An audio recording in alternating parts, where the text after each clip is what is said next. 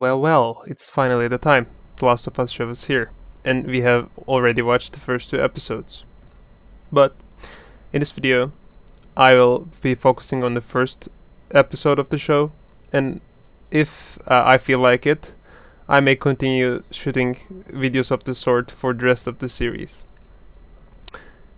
As a disclaimer, I would like to clarify that I am a fan of the video games, and for the part 2, I was on the side who liked the game. I want to clear these out, so because I wouldn't like to be marked as someone like who is too harsh against the show or something like that, or who cannot just bear seeing it that differ from the original video game. That cleared out. Let's begin. I will simply I have picked some screenshots from the whole episode, and I think they are from the scenes which I find like with substance, like worthy to comment on. Here we are with the first one. I think I mean this kind of explanations happens in the game when like Sarah wakes up and walks around the house in order to find Joel and comes across the television in his father's room. There is that BBC documentary about cordyceps, if I remember correctly. In the show, instead of such a scene, they decided to have like more explanatory conversation right in the beginning, and I kind of like that decision. I like the chat here. I think one of the strong suits of Last of Us, the zombies of Last of Us, is that they feel I wouldn't like to say much more, but they feel more realistic than other zombies of the sort. Like I think that's the scary part. That's what would give you the creeps. The like idea that this could happen to us, kind of thing. After this dramatic scene, the intro begins. For the intro, I mean, visually it's stunning. I really loved it, but I didn't really like the way that they did mix and match the soundtrack. I mean, of course, they cannot include the whole thing in this small intro, but it felt so like patched up. I don't know. I do not know if it would be possible to make it more smooth, but I would expect it to be smoother. I mean, when you love something too much, even the smallest tinkering with it comes across as disturbing to you, I guess. After the intro, we start with we see Sarah and Joel at their natural environment. These scenes do not verbally tell like they are not like meta commentary, but they just provide you a ground for to like observe the mannerisms of both Joel and Sarah and the dynamic between them, etc., and gives you the chance to like get a feeling of these characters. In that regard, I like these scenes. As you may know, these are originally not in the game. The whole beginning part is extra. The jokes here are like, I don't know, nice. After that scene, we see Sarah going on by her day. These scenes are also, I think, there to give you some kind of creeps. Like it's obvious that something is happening in that world, and it's also obvious to slightly obvious to Sarah that something is going on, but no one is talking about it, and it's not on television yet. But like you get the chills. Something is happening in the background. This was one of the creepiest scene I have ever watched, I guess, and I really liked it. I don't know if I have anything else to say on that, but I just liked it. From this part on, the show is like the show closely corresponds to the scenes from the game.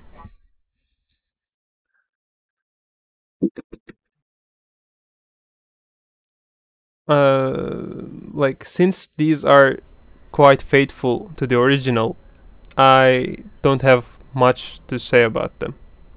Since, as I said, I am already a fan of the video game. After Sarah wakes up, the I mean, this part was also smaller in the video game.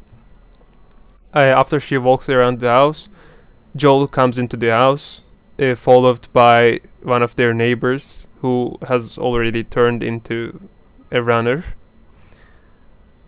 and things follow. Like I don't want to spoil it. People come there. I am not a fan of these tentacles coming out of their mouths. This is like this is introduced to the whole thing with the series. They become they like gain their actual importance in the second episode, which we will hopefully talk about also. But at the moment, I would like to say that I am not a fan of these tentacle kind of things. I picked this screenshot because this is it shows the reaction of Sarah to Joel killing one of their neighbors, and I mean, it's not a pleasant reaction. The event strikes her as dreadful. This will become important in the very end of the episode because it kind of they specifically captured these shots to like create a contrast with Ellie and Sarah, I guess. Then also the producers themselves have commented on the matter, so I guess it's more realistic than just being a subjective opinion of mine. I, by the way, really love these scenes. The quality of production is amazing. I think that the whole sequence is one of the most like substantial sequences in the game also, and the way they translated it into the show is just on spot, I think. In the video game, there is not such explosion. Another car hits the car in which our protagonists are. Also in the shows, it fakes you with some sort of a scene. You see a car approaching, and right before the collision, they stop. And the ones who have already played the game would be like, interesting. Like, to divert from the path of the game, kind of. If it were to like if the show were to directly correspond to the scenes of the game, I think it would lose its meaning as an adaptation. Then, I mean, I also ask myself this sometimes, like since the game is already like a TV show, if you were to watch it, you can just go to YouTube and watch 9-hour videos which patched up all the cutscenes and small gameplay sequences together. In that regard, it's only fair that if you're going to adapt it, you gotta change it a little bit to like have some variation and equip this adaptation with some meaning, I guess. Well, this is the heaviest scene of both the... I would like to say the heaviest scene of the game because the ending is also quite heavy, but one of the most significant scenes in the game, and I think also in the TV show. As I was watching it the first time, it did strike me like powerfully, but not as powerful as it did strike me back then when I was playing the game for the first time. I don't know why, but I feel like the visuals in the video game feel more sincere. At that time, the gestures and mimicry and all that were being done by specific visual artists. They were not directly transferring the, like, it was not a direct motion capture of the face into the game. They had special artists to play with these visuals and give these facial animations, etc. I am highlighting this to, like, to show that they had a lot of more time to elaborate on these scenes, but actors do not have such time. It happens all in an instant. In that regard, it's only fair that their performance may not feel as good as what we see on video games. This may also sound weird to, like, how can a video game like what you see in a video game feels more realistic than what is something real, but that's how I feel. I think that Nico Parker did a really good job in this scene, but Pedro Pascal, like, he also obviously did a really good job, but I don't know. If you were to watch this corresponding scene from the video game by yourself and also watch this, you would get a nuance, like the Troy Baker expresses the emotions, intense emotions, in a more, like, subtle way. I do not know if subtle is the correct word, but his voice is lowered, but the intensity is still there. But when it comes to the performance of Pedro Pascal, he's, like, kind of too vocal.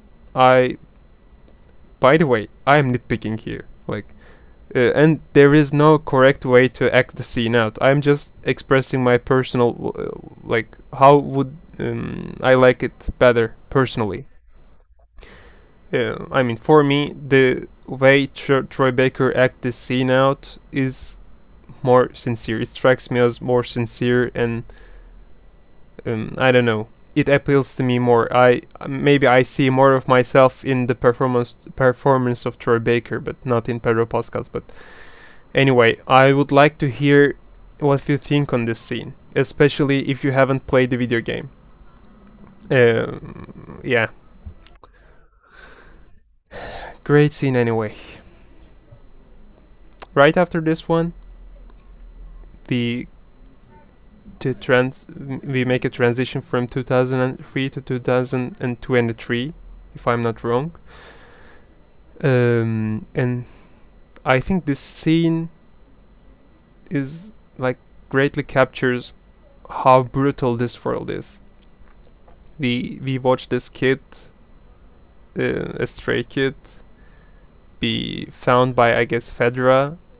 He's infected, and they immediately execute him. Like, not in a cruel manner, but since there's not a cure, and this kid does not have a life ahead him, execution is the only choice. And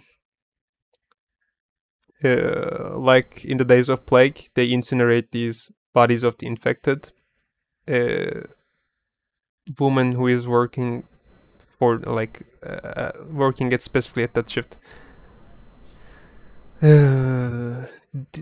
What you do in this world is not like a profession of yours, but you get kind of daily jobs, as far as we have seen from the first episode.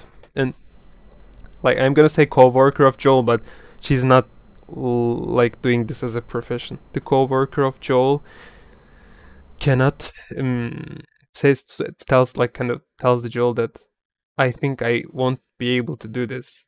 And this is important because it provides us with a ground to see how hollow Joel is inside after all that, like 20 years passed, and since this scene is right after the one in which he lost Sarah, I guess the stark transition is there to illustrate the like mindset, or I don't know, the state Joel is in. The shots following that scene are like amazing. I really love their world building, and the production quality is like very very high, as I already said before. In the video game, we were able to see quite a small portion of this quarantine zone they have built. In that regard, the show allows us to have a broader perspective of it. This scene is one of the scenes I like because I think, spoilers, of course, the ending of the video game and also probably the show becomes much more nuanced when you think of these scenes, the nature of the fireflies. I will not spoil my whole perspective on this, but for this specific scene, where is my other screenshot? I guess the sequence is lost, but anyway, Marlene, in the other screenshot, Marlene were to say, like, since she questions her orders, she goes like, just follow my fucking orders. And while watching that scene, I asked myself, well, how they are different from the Fedra? Like, you're not so free in yourselves, are you? Kind of. I don't know. Of course, now like having watched the Andor, we have a more like nuanced and darker perspective of these matters. Like, kind of, to fight with fire, you have to become some sort of a fire kind of thing. But I don't know. I think that we will come back to this scene in the later, like, not the show itself, but we will come back to the scene to talk about it later on. Again, production quality is amazing. I really love how they portrayed these, and like how visually stunning they look. Ellie. Well, I'll come back to this. I wanted to check if I had this screenshot, and here it is. Well, coming back to Ellie. I'm not gonna comment on their visual similarity because I don't care if the actor looks like visually accurate to the like corresponding character in the video game. I mean, Pedro Pascal doesn't really look like Joel, but I think he gives the vibes of a Joel. But Bella Ramsey, by the way, whenever I comment on her acting, I am also kind of commenting on the directions given to her. Like, I do not think that she has full liberty to act out these scenes. Anyway, the Ellie portrayed in the show is kind of more raw than the one in the video game. And to be honest, I think that the video game counterpart feels more realistic and sincere. I mean, this is my, as I said, the personal like perspective. It would, if it were less harsh and more reasonable, it would strike me as more sincere. That may be because my mind is already polluted with what I have from the video game. But anyway, the Ellie portrayed in this show is much more harsh, much more quick-tempered. I mean, of course, the one in the video game is also not an easygoing kid, but I just feel like the intensity here is bumped up a little bit, and personally, I'm not a fan of that choice, but okay, like, I'm not a fan. Also, I mean, this scene, come on, Ellie, like, the the behavior of the character here is kind of stupid, and like Ellie is not a stupid kid. Though she is just 14 years old, she's quick-tempered, but she's also mature, and you get a good feeling of it throughout the like progression of the game. And she turns into someone more like tense, but like the intensity there is a subtle intensity, and it's like expressed really well, I think. But like the show, I don't know if these are the like touches of Craig Mazin, but I just didn't like the scene. Like, is Ellie that stupid? Come on, like, she would be tense, and the following scenes show that she's actually tense there. But just I hate when a scene just breaks immersion for the sake of like the putting it there, something like that doesn't feel like it is supposed to be there, you know. Like as I said in towards the beginning of the video, this is the scene that corresponds to Sarah's reaction when the first time she sees Joel kill their neighbor. Sarah had like, she was like horrified, but Ellie kind of enjoys the scene, and I also not a fan of this decision too. But I mean, that's just weird. I mean, the producers say things like, "Oh, like she derives some pleasure out of this because she feels that someone is caring for her," but Ellie I mean, the Ellie at least I have in my mind, the Ellie I have been acquainted with is more than this. Like, I don't know if mature is the right word, but though she's quick-tempered, she's more refined, I think. The Ellie here is like, do you know the Kylo Ren's lightsaber, right? It's just it's going all around like this. It's not refined. That this Ellie is that lightsaber. The Ellie I know is the normal Darth Vader lightsaber. Yeah. I don't have much to say about this, but as I said, I am not a fan of the changes they made with the Ellie. And the final scene, I also like this one a lot. I mean, the visuals are stunning. This is probably a shot taken with miniatures, but anyway, it looks stunning, and also the clicker T is there. I really like that too. Anyway, these are my comments on the first episode of the show, the HBO show The Last of Us. I'm excited for more. See you in the next video.